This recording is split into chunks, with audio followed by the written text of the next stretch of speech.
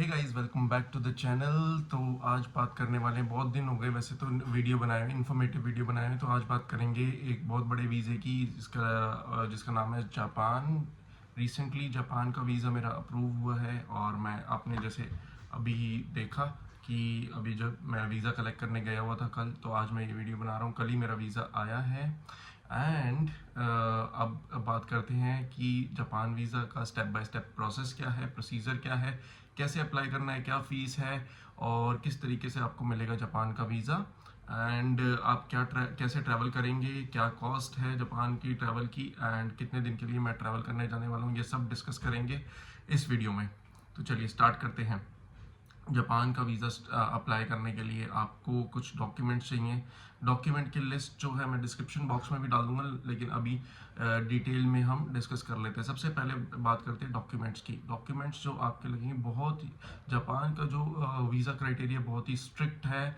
बहुत ही आपको to the point information देनी है, तभी आपका वीज़ा अप्रूव होगा। और पॉइंट टू पॉइंट, कुछ ज़्यादा नहीं लिखना है आपको कवर लेटर में, कुछ कम नहीं लिखना है। आपकी आइटनरी इस तरीके से होनी चाहिए कि आप हर दिन के हर मतलब उसमें कुछ बहुत ज़्यादा भागा दौड़ी नहीं हो रही है आइटनरी में। अब लोग क्या करते हैं, आइटनरी बनाते हैं, एक दिन वहाँ, नेक्स्ट डे वहाँ, नेक्स्ट डे वहाँ। तो आपका जो टूर होना चाहिए रियलिस्टिक होना चाहिए कि हाँ, इस तरीके से आप अपना टूर करने वाले हैं। जैसे आपका 10 दिन का टूर है तो 10 दिन आपने बीच में उसके आपने इस तरीके से आइटनरी बनाई कि उसमें रेस्ट भी डाला है, कि ऐसे ये नहीं कि 10 दिन आप भागे जा रहे हैं इधर से उधर, इधर से उधर। तो इस तरीके से आपको आइटनरी बनानी होगी। तो सबसे पहला जो डॉक्यूमेंट है आपका है वो पासपोर्ट। पासपोर्ट आपका होना चाहिए 6 मंथ्स, मिनिमम 6 मंथ्स वैलिडिटी होनी चाहिए पासपोर्ट की। उसके बाद आपको चाहिए होगा एक फोटोग्राफ। फोटोग्राफ का जो लेंथ, डायमेंशन, विड्थ है वो मैं इधर डिस्क्रिप्शन बॉक्स में वो भी मैंने डाली है, कौन सी फ़ोटो चाहिए। और वाइट बैकग्राउंड के साथ पासपोर्ट साइज फ़ोटो चाहिए। रीसेंट फोटोग्राफ होना चाहिए आपका। फोटोग्राफ आपको एक ही चाहिए जो कि फॉर्म पे लगेगा, उस पर कोई क्रॉस सिग्नेचर कुछ नहीं करना है।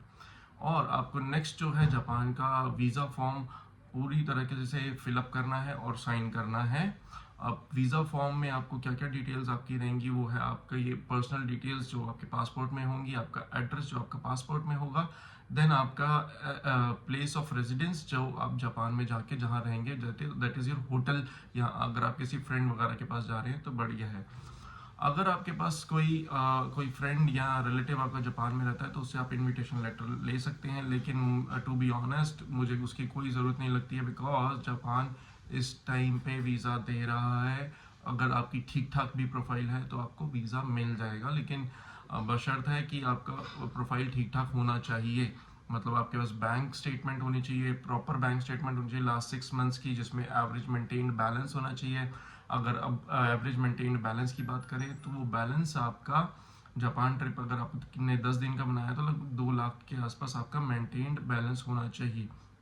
आपके पास और कोई फंड्स, एफडीज है या कहीं कोई इन्वेस्टमेंट्स हैं जो कि लिक्विडेट ईजिली हो जाती हैं, वो आप दे शो कर सकते हैं आप इसमें फॉर प्रूफ ऑफ फंड्स। तो जिस तरीके से मैंने भी ऐसे ही कुछ शो किया था। उसके बाद आपकी बैंक स्टेटमेंट के बाद आपको चाहिए आपका hotel booking. Hotel booking paid होना चाहिए, पेड होटल बुकिंग चाहिए आपको, कोई डमी नहीं चलेगा इसमें। डमी मतलब जिसमें आप पेमेंट नहीं कर रहे और ऐसे ही बुक करके रिजर्वेशन दे दिया, तो वो नहीं चलेगा। किसी किसी केसेस में चल जाता है अगर प्रोफाइल बहुत स्ट्रांग है, अदरवाइज आप रिस्क मत लीजिए। आपकी कंफर्म फ्लाइट टिकट्स चाहिए। फ्लाइट रिजर्वेशन चल जाएगा आपका, अगर आपके पास फ्लाइट रिजर्वेशन है, कंफर्म टिकट नहीं है तो वो आपका चल जाएगा, दैट विल वर्क। तो आपका फ्लाइट रिजर्वेशन हो गया, होटल बुकिंग होगी। नेक्स्ट आ गया आपका कवर लेटर। कवर लेटर में आप सब कुछ मेंशन करेंगे, लेकिन आपको जो मेंशन करना है सब कुछ आपको एक ही पेज में करना है। ऐसा नहीं 3 पेज का कवर लेटर आपने बना दिया, सब कुछ ही हिस्ट्री, ज्योग्राफी सब कुछ लिख दिया। आपको ट्रिप के बारे में बताना है, अपने बारे में बताना है 2-3 लाइंस में, और आप क्या करते हैं ये भी बताना है, कितने फंड्स अवेलेबल है ये भी बताना है, और पास्ट ट्रैवल हिस्ट्री आपकी क्या है। अगर आपकी पास्ट ट्रैवल हिस्ट्री नहीं है तो आप अप्लाई कर, मतलब अप्लाई तो कोई भी कर ही सकता है, किसी को मना नहीं है, लेकिन अप्लाई करना थोड़ा सा दिक्कत है, because Japan without travel history आपको वीज़ा नहीं देता है। जापान और यूके, कनाडा, यूएस ये बड़े वीज़ा आपको नहीं देते विदाउट ट्रैवल हिस्ट्री, तो ट्रैवल हिस्ट्री आपकी ज़रूरी होनी चाहिए। उसके बाद हम बात कर लेते हैं, आपने कवर लेटर बनाया, चाहे तो आप हमारी मदद भी ले सकते हैं और उसके लिए हम कोई चार्ज नहीं करते कवर लेटर के लिए। You can write us to on our Instagram या यहाँ पे कमेंट भी कर सकते हैं, उसके लिए हम कोई चार्ज नहीं लेते हैं। उसके कवर लेटर के बाद जैसे कि मैंने पहले बताया ट्रैवल आइटनरी चाहिए। उसमें आपका डिटेल्ड 5 दिन जितने भी डेज का आपका प्लान है पूरा डिटेल्ड प्लान होना चाहिए। अब वो आपको कैसे बनानी है उसके लिए आप हमको रीच आउट भी कर सकते हैं, अगर आप खुद से भी चाहें तो आप बना सकते हैं, कोई बहुत मुश्किल काम नहीं है। नाउ नेक्स्ट बात करते हैं आपकी ITR। लास्ट 3 इयर्स की ITR आपके पास होनी चाहिए। ITR का एक बहुत इंपॉर्टेंट पॉइंट बताता हूँ, आप पूरी ITR नहीं लगाएंगे 4-5 पेज की उठा के 1 साल की, यानी 2-3 साल की है तो आप 15-20 पेज नहीं लगा सकते। आपको ITR की एक्नॉलेजमेंट रिसीट लगानी है जिसपे आपका अमाउंट जितना आपने फाइल किया वो मेंशन होता है। तो एक ही पेज की ITR लगानी है आपको, वो आपका ITR पोर्टल से डाउनलोड कर सकते हैं इजीली। क्योंकि मैंने वहाँ पे बहुत देखा था लोग 4-4 5-5 पेज की ITR लेके आ गए थे, विच इज़ नॉट रिक्वायर्ड। तो आपको एक ही पेज की लेके जानी है।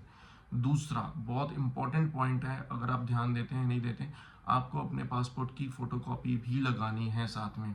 यस, कभी कभार क्या होता है हम सिर्फ पासपोर्ट लेके चले जाते हैं और फोटोकॉपी नहीं लगाते बिकॉज वो डॉक्यूमेंट्स की रिक्वायर्ड चेकलिस्ट में भी नहीं है, लेकिन हाँ आपको पासपोर्ट की फोटोकॉपी भी लगानी है इसमें। तो ये आपका एक डॉक्यूमेंट हो गया। नाउ अब जो मेन डॉक्यूमेंट आते हैं वो आपके इनकम प्रूफ में अगर आप सैलरीड हैं तो आपके सैलरी स्लिप्स लगेंगे लास्ट 6 मंथ्स के। वही सैलरी क्रेडिट हो रही है बैंक में, उस बैंक का स्टेटमेंट लगेगा। सेविंग्स बैंक अकाउंट का स्टेटमेंट तो आप लगा ही रहे हैं, तो आपका सैलरीड के केस में ये चल जाएगा। अगर आप बिजनेस में हैं तो आपका GST नंबर या business registration proof company number, उसके साथ में ITR आप लगा रहे हैं, करंट बैंक अकाउंट स्टेटमेंट आप लगा सकते हैं।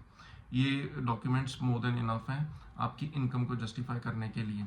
तो ये हो गए इनकम डॉक्यूमेंट्स। इसके अलावा कोई भी डॉक्यूमेंट्स ज़्यादा है नहीं लगाने के लिए। अगर आपके यही तरीके से फाइल करते हैं आप यही सब डॉक्यूमेंट्स तो आपको वीज़ा इजीली मिल जाएगा। तो ये डॉक्यूमेंट्स की ये बात हो गई। अब मैं बेनिफिट्स बात कर लेते हैं, जापान वीज़ा के क्या बेनिफिट्स हैं। इससे आपको, अगर आपके पास वैलिड जापान वीज़ा है तो आपके पास कुछ एक्स्ट्रा बेनिफिट्स आ जाते हैं, जैसे कि आपके पास कुछ देश वीज़ा ऑन अराइवल फ्री हो जाते हैं आपके, जैसे कि हो गया फिलीपींस, सिंगापुर, ताइवान, मॉन्टीग्रो। ये वाले देश आपको इनका सेपरेटली वीज़ा लेने की ज़रूरत नहीं है। इनफैक्ट साउथ कोरिया भी आप जा सकते हैं, ट्रांजिट कर सकते हैं if you are going to and fro from Japan.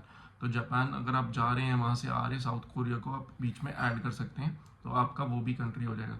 तो एक सिंपल जापान वीज़ा से आपको मल्टीपल बेनिफिट्स और बहुत सारी कंट्रीज आप कर सकते हैं। अब बात करते हैं ये यूजुअली मिलता कितने दिन का है। तो यूजुअली जापान वीज़ा जो मिलता है वो मिलता है लगभग 3 महीने का आपको। अब ये डिपेंड आपकी प्रोफाइल पे करता है कि आपको सिंगल एंट्री मिल रहा है या मल्टीपल एंट्री मिल रहा है। अगर आप फर्स्ट टाइम अप्लाई कर रहे हैं तो मेजॉरिटी ज़्यादा प्रोबेबल चांसेस हैं कि आपको सिंगल एंट्री ही मिलेगा, लेकिन सिंगल एंट्री भी मिल रहा है तो आपके पास ये बेनिफिट्स हैं जो मैंने बताया। अब बात कर लेते हैं इसकी फ़ीस की। फ़ीस इसकी जो है 450 रुपीज़ है, जापान वीज़ा की फ़ीस है। उसके बाद VFS के अपने 800 रुपीज़ चार्जेस हैं, जो कि टोटल हो जाता है 1250 रुपीज़, जो कि सिर्फ आपकी फ़ीस जाएगी। उसके अलावा आपका जो खर्चा आएगा वो फ़्लाइट रिजर्वेशन में आएगा, होटल रिजर्वेशन में आएगा, और अगर आप किसी ट्रैवल एजेंट या ट्रैवल एडवाइज़र की हेल्प लेते हैं तो आपका कवर लेटर आइटनरी का आएगा। अगर आप फाइलिंग हमसे भी कराना चाहते हैं तो we are offering at 500 rupees only, जिसमें सब कुछ इंक्लूडेड रहेगा हमारी तरफ से। होटल बुकिंग, आपका flight booking and cover letter itinerary and file preparation, file submission से लेके कलेक्शन तक सब कुछ इसमें सब हमारा इंक्लूडेड है। अगर आप जाते हैं खुद से सबमिट कराने, बिकॉज कई सेंटर्स में जापान के वॉक इन है, लगभग 4 से 5 घंटे का टाइम लेके जाइएगा, और कलेक्शन के टाइम पे भी लगभग 3 से 4 घंटे लग जाते हैं। तो ये थी सारी जापान वीज़ा की बात। अब बात कर लेते हैं इसका जापान का टूर का खर्चा कितना होता है, कितना कॉस्ट है जापान जाने का। अगर आप इंडिया से जा रहे हैं, दिल्ली मुंबई से फ़्लाइट जाती है आपकी, डायरेक्टली भी जाती है और आपकी वह हॉल्ट भी जाती है वियतनाम से। वियतनाम जो है एक बहुत अच्छा मिडवे पॉइंट है जहाँ से आप डायरेक्टली जापान जा सकते हैं, साउथ कोरिया और वियतनाम। तो आपको टू एंड फ्रो की मतलब अप डाउन की टिकट मिल जाएगी लगभग 35 से 40 हज़ार की, 40,000 की, ये मैं पर पर्सन की बात कर रहा हूँ सारे खर्चों की।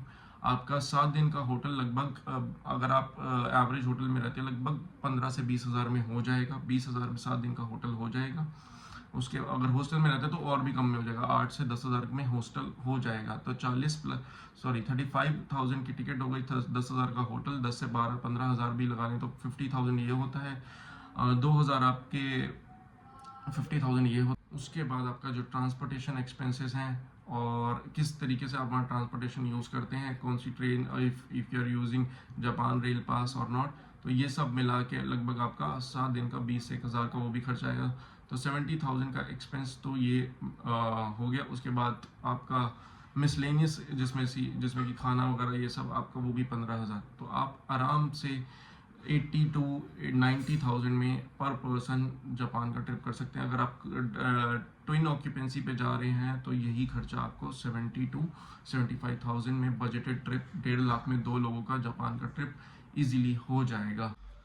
तो इस तरीके से आप अपना जापान का ट्रिप प्लान कर सकते हैं। और वीज़ा के लिए कोई हेल्प चाहिए या टूर पैकेजेस के लिए कोई हेल्प चाहिए तो you can reach out to us as well. हमारी कंपनी का नाम है वन ग्लोब इमिग्रेशन और हमारी team definitely will get back to you and assist you. अगर आपको वीडियो अच्छी लगी तो लाइक एंड सब्सक्राइब जरूर कीजिए।